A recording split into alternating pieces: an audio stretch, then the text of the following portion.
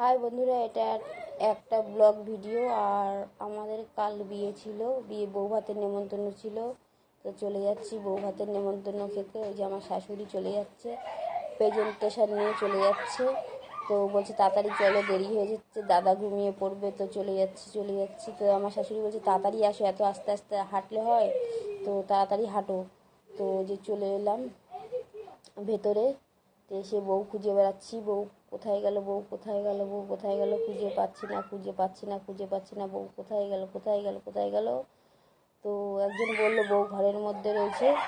তো এবার ঘরের মধ্যে চলে যাব, গিফটটা নিয়ে আমার শাশুড়িকে বললাম ঘরের মধ্যে দিয়ে আসো। তো বললাম চলো আমি বউটাকে দেখাই আমার বন্ধুদেরকে। চলে এলাম, ওই যে বউ একজন আমাকে বললো তুমি এসছো? আমি বললাম হ্যাঁ আমি এসছি।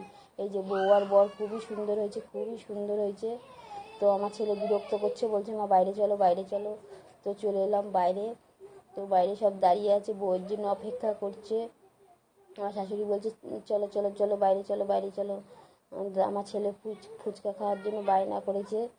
তো চলো এখন ফুচকার কাছে যাওয়া হোক। চলে এলাম বাইরে, আর এসে দেখছি সব নাচানাচি করছে, খুব মজা করছে, বাইরেটা খুব সুন্দর লাগছে।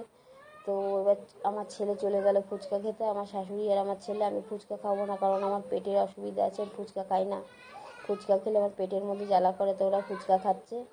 তো আমার শাশুড়ি খেতে খেতে ক্লান্ত হয়ে পড়েছে। তো আমি একটু কফি খেয়েছি। তো খাওয়া হয়ে গেছে, এবার চলে গেলাম খাওয়ার জায়গায়। এই যে এসে খেতে বসে গেছি, এবার খেয়ে দিয়ে বাড়ি চলে যাচ্ছি।